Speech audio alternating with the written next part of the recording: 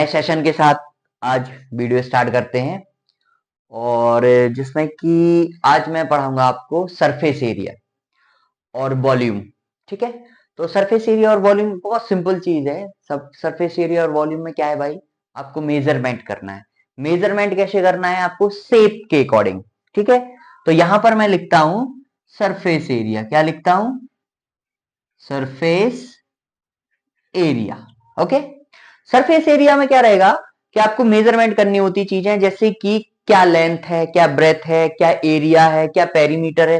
तो ये छोटी छोटी चीजें आपको बताएंगे। तो स्टार्ट में करूंगा स्क्वायर से, रेक्टेंगल से, जो बेसिक है, 5th class 6th class. Then इसके बाद आगे और शेप, 3 डायमेंशनल शेप में हम बढ़ते जाएंगे। तो फॉर्मूला बेसिस, और फॉर्मूला याद नहीं करना है आपको, रटना नहीं है आपको, समझना, आपको बनाना है। ठीक है, तो सबसे पहले कि ये शेप है, आपको पता है कि भाई ये जो शेप है ये कैसा होता है, इसकी चारों side equal, that's mean it's a square. क्या है ये, स्क्वायर। अब स्क्वायर है तो स्क्वायर का एरिया क्या होगा, तो एरिया ऑफ स्क्वायर, ये साइड मैंने मान लिया ए है, तो ये भी ए होगा, ये भी ए होगा, ये भी ए होगा। यानी एरिया ऑफ स्क्वायर होगा आपका साइड मल्टीप्लाई बाय साइड। ये आपका क्या हो गया, एरिया। यानी कि साइड क्या है, ए, यानी कि a multiply by a, that's mean a square. बस खत्म। दूसरा अगर हम लेंगे पेरीमीटर ऑफ, पेरीमीटर। अब पेरीमीटर होता क्या है ये समझो। तो पेरीमीटर क्या होता है, ये बाउंड्री लाइन। जैसे ये मान लो फील्ड है, खेत है, प्लॉट है, कुछ भी है, तो यहां से मैंने स्टार्ट किया, मान लो कि ये ए है, ये पॉइंट बी है, ये सी है, ये डी है, तो मैं यहां से स्टार्ट करता हूं, इतना गया, देन यहां, देन यहां, देन यहां, यहीं पे आ गया, यानी एक राउंड कंप्लीट हो गया।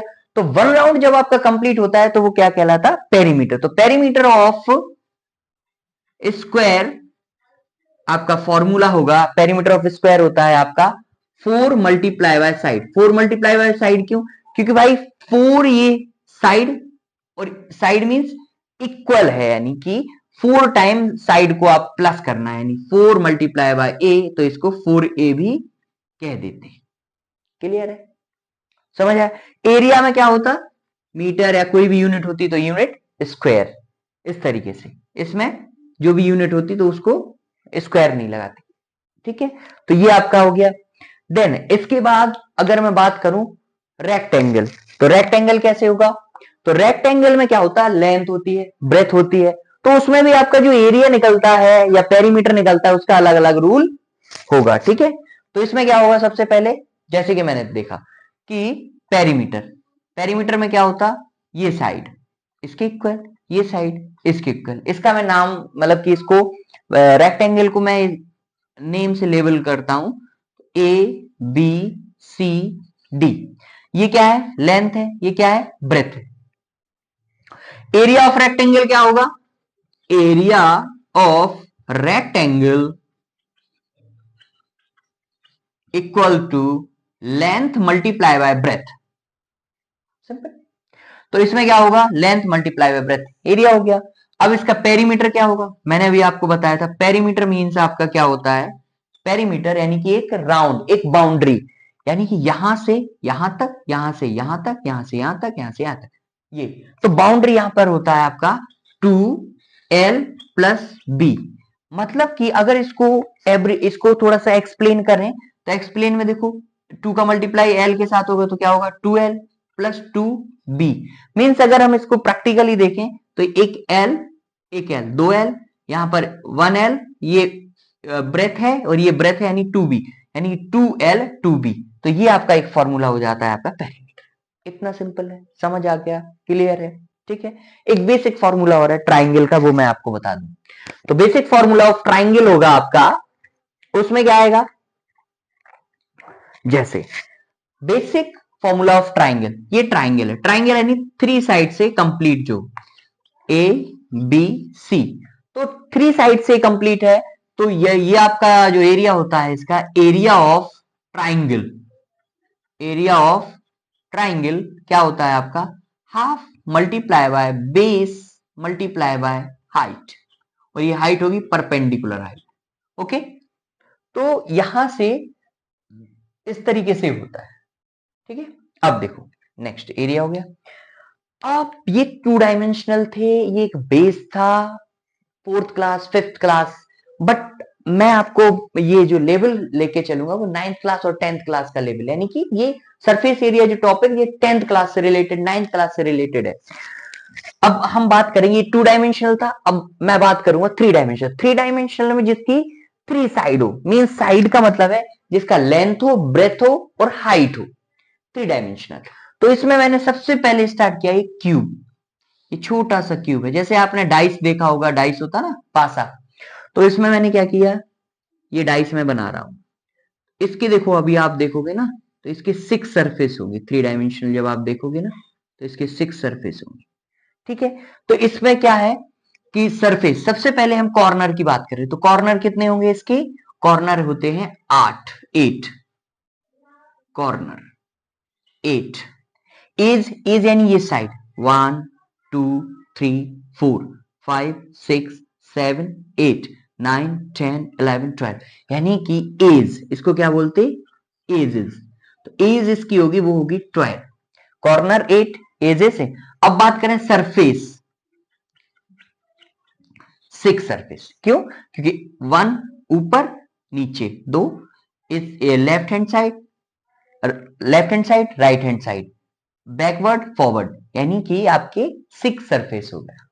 अब इसका जो सरफेस है इसकी सारी साइड्स जो अगर है वो इक्वल है, यानी कि लेंथ भी है, ब्रेथ भी है और ये हाइट है, ठीक है। लेंथ, ब्रेथ, हाइट, यानी कि ये 3 चीजें ये इक्वल है, यानी कि अगर मैं इसको कहूं ए तो इसका ए सारी साइड्स ए होगी। यानी कि अगर मुझे एक प्रैक्टिकली देखो, अगर मुझे इसका सरफेस एरिया निकालना है, यानी कि सारे सरफेस सेम है, तो 1 सरफेस का एरिया निकाल के उसमें 6 का मल्टीप्लाई कर दो, क्योंकि 6 सरफेस है। तो मैंने सबसे पहले अगर मैं निकालूं इसका कि एरिया ऑफ, और एरिया भी होगा इसका टोटल, क्या होगा, टोटल एरिया ऑफ, इसको कहते हैं क्यूब। तो क्यूब का जो एरिया होता है वो होता है 6a², एरिया हो गया।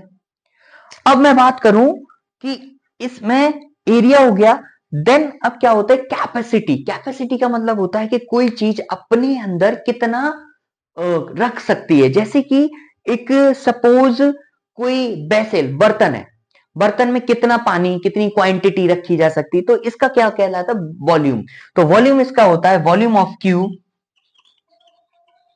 Volume of cube equal to होता है ए क्यूब। ए क्यूब क्यों, क्योंकि ये 3 डायमेंशनल है, तो ए क्यूब मतलब कि लेंथ भी ये है, length multiply by breath multiply by height. अब सारी चीजें ए है तो ए क्यूब इसका आ जाए, तो ये होता है वॉल्यूम। इतना क्लियर है। देन इसको मैं क्या करता हूं, इरेज करता हूं। अब मैं बात करता हूं क्यूबाइड की, बात करूंगा मैं क्यूबाइड की, ओके। तो क्यूबाइड में क्या रहेगा, क्यूबाइड में पहले मैं इसका सरफेस एरिया बना लेता हूं, मतलब कि इसका डायग्राम बना लेता हूं, ठीक है। ये हो गया, ये हो गया, ठीक है। थोड़ा बस समझने की कोशिश करना, डायग्राम थोड़ा गलत भी हो सकता कुछ ऐसे, बट आपको समझना है, ठीक है।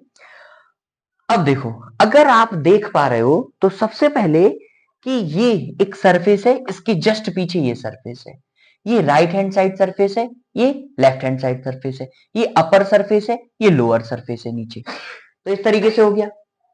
अब इसमें क्या होगा, सबसे पहला कि ये हमारी लेंथ है, ये हमारी ब्रेथ है, and this one is height. 3 dimensional है। अब 3 डायमेंशनल में क्या होगा, लेंथ है, ब्रेथ है और हाइट है, 3 चीजें। तो इसमें सबसे पहले अगर हम देखें कि भाई मुझे क्या करना है, सरफेस एरिया। सरफेस एरिया मतलब पूरे जितना भी ये डायग्राम है इसका पूरा सरफेस, यानी 6 फेसेस हैं इसके। तो सरफेस एरिया का फॉर्मूला होता है, यानी इसको कहते हैं क्यूबाइड। जैसे क्यूबाइड में आपके यहाँ मैच बॉक्स होगा, कोई मोटी सी बुक होगी, या क्यूबाइड में होता है कि उसके अपोजिट जो सरफेस होते हैं वो इक्वल होते हैं। तो इसमें क्या होगा, सरफेस एरिया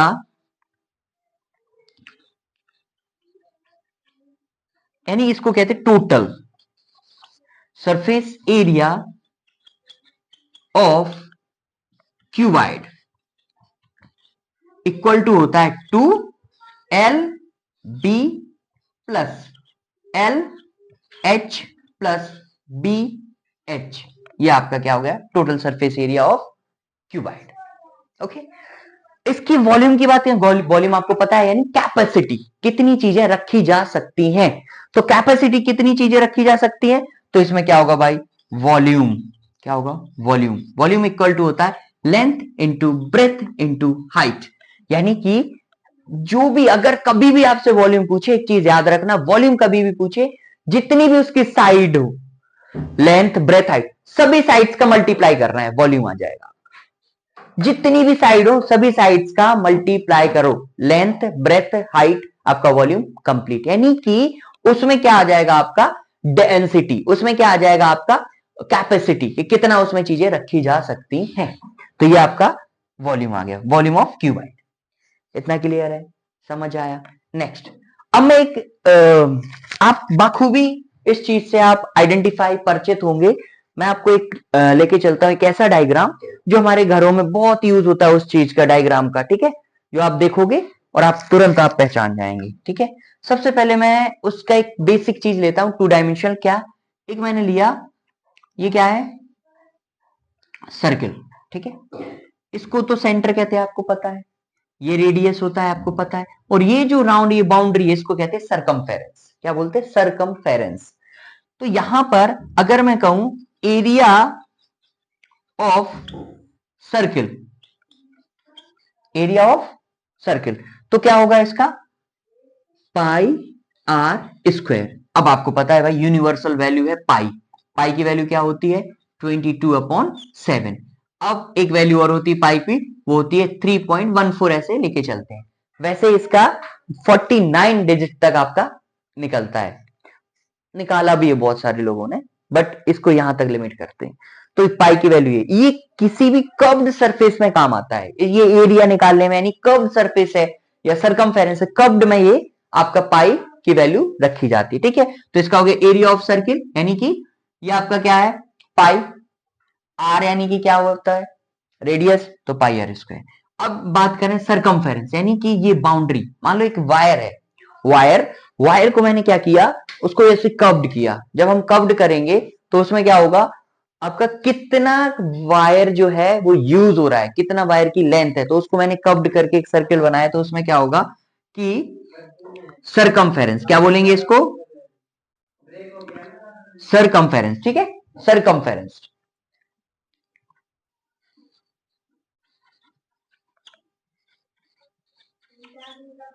सरकमफेरेंस, सरकमफेरेंस में होगा 2πr, ये आपका सरकमफेरेंस आ गया।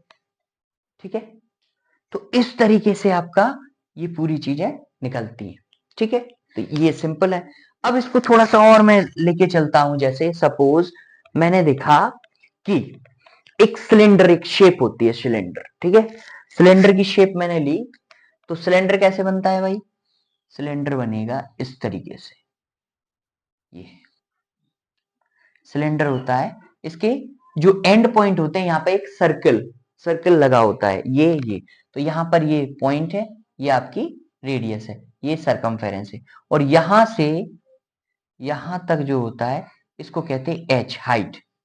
ठीक है, ये एक रेडियस है। ठीक है, इतना क्लियर। तो यहां पर क्या हुआ, अब ये सरफेस है, तो इसको सपोज एक पेपर लिया मैंने, पेपर को ऐसे अगर मैं यहां से कट करूं और ये, तो ये प्लेन बन जाएगा ऐसे। तो ये क्या होता, इसको कहते हैं कर्व सरफेस एरिया। क्या बोला जाता है, कर्व सरफेस एरिया। और ये जो अगर ये 2 सर्किल भी ऐड कर दें तो ये हो जाएगा टोटल सरफेस एरिया। तो सबसे पहले मैं कर्व सरफेस एरिया को निकालता हूं, तो कर्व सर यानी CSA ऑफ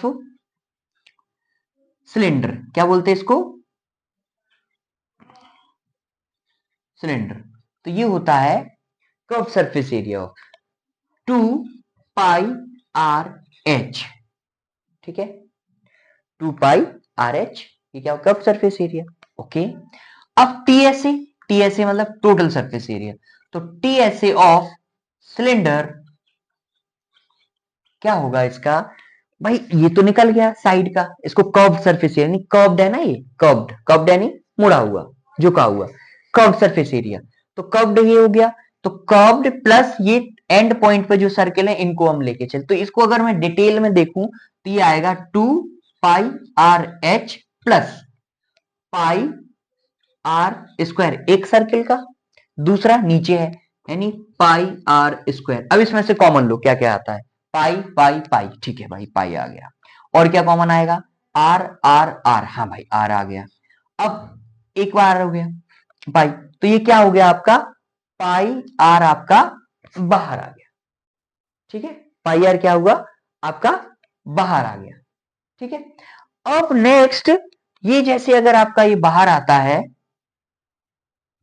तो इसमें अब बचा क्या है आपका, इसमें बचता है भाई मेरा 2h, और क्या बचा है इसमें r प्लस r। अब देखो, अब एक आर यहां पे बचा, एक आर यहां पे बचा रिमेनिंग, तो आर आर क्या हो गया 2r। तो फिर से मैं बाहर लूंगा इसको, तो 2r यानी कि 2 बाहर आके यानी 2 पाई r, और ब्रैकेट में आएगा h प्लस r या r प्लस h, ये आपका फॉर्मूला होता है टोटल सरफेस एरिया।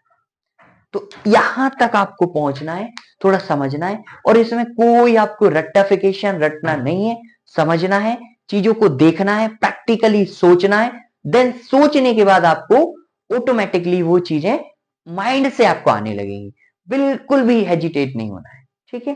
तो आज की क्लास इतनी, नेक्स्ट क्लास में और भी सरफेस है और भी शेप है, उन शेप्स का मैं फॉर्मूला और विथ प्रैक्टिकल लेके आऊंगा। तब तक के लिए गुड बाय।